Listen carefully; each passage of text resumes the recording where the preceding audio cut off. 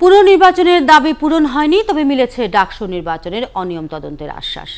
এতেই 4 দিনের মাথায় অনশন ভাঙল ঢাকা বিশ্ববিদ্যালয়ের শিক্ষার্থীরা।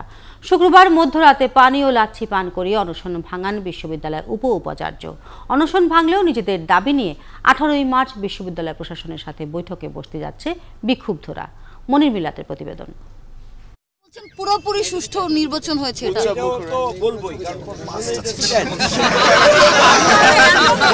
বরফকুচি দেয়া লাচ্ছি কেবল শরীর আর মনই নয়, এবার আন্দোলনমুখর ঢাকা বিশ্ববিদ্যালয়ের ক্যাম্পাসও শান্ত করল।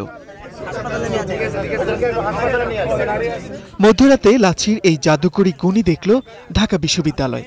ডাকসুর পুনর্নির্বাচনের দাবিতে টানা 4 দিন ধরে রাজু ভাস্কর্যের সামনে অনশন করছিল কয়েকজন শিক্ষার্থী। এই কটা দিন বিশ্ববিদ্যালয় প্রশাসনের কেউই তাদের খোঁজ রাখেনি। শুক্রবার রাত 11টায় হঠাৎই লাচ্ছি ও পানি হাতে আন্দোলনরতদের অনশন ভাঙাতে আসেন বিশ্ববিদ্যালয়ের উপাচার্য, সাথে ডাকসুর নবনির্বাচিত ভিপি, জিএস আর এজিএস। বিশ্ববিদ্যালয় থেকে যখন আমার ভিসি স্যার বলে শিক্ষার্থীরা তাদের যোগ্য প্রার্থী সুষ্ঠুভাবে নির্বাচন করতে পেরেছে, আমার কি লিখিত দেওয়ার আগ্রহটা ওখানেই কমে যাবে না? আপনি এই সম্পর্কে আমাকে একটু বলেন। আমি কেন তখন এই বিজ্ঞপ্তিগুলো দেখার পরেও কেন লিখিত দেওয়ার আগ্রহটা আমার থাকবে? ভিসি স্যার হচ্ছে যে নির্বাচনের পর থেকেই নির্বাচনে 3টা শব্দ মাত্র বলছেন: সুষ্ঠু, শান্তিপূর্ণ ও নিরপেক্ষ।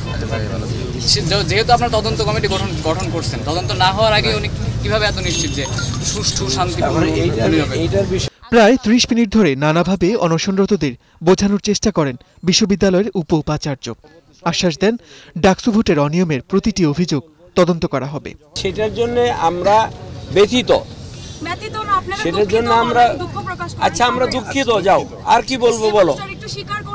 আমরা দুঃখিত, সমস্যা তো হয়েছেই, তো আমরা তদন্ত আমরা করছি। সেগুলো তোমাদের অভিযোগ থাকলে সেটা আমরা করব। শিক্ষকের কথার মর্যাদা রেখেছে শিক্ষার্থীরা। লাচ্ছি মুখে ভেঙেছে অনশন। 4 দিন পর ঘরে ফেরার সময় জানায় 18ই মার্চ দাবিপত্র নিয়েই বিশ্ববিদ্যালয় প্রশাসনের সাথে তারা বৈঠকে বসবে। মনির মিল্লাত, 71, ঢাকা।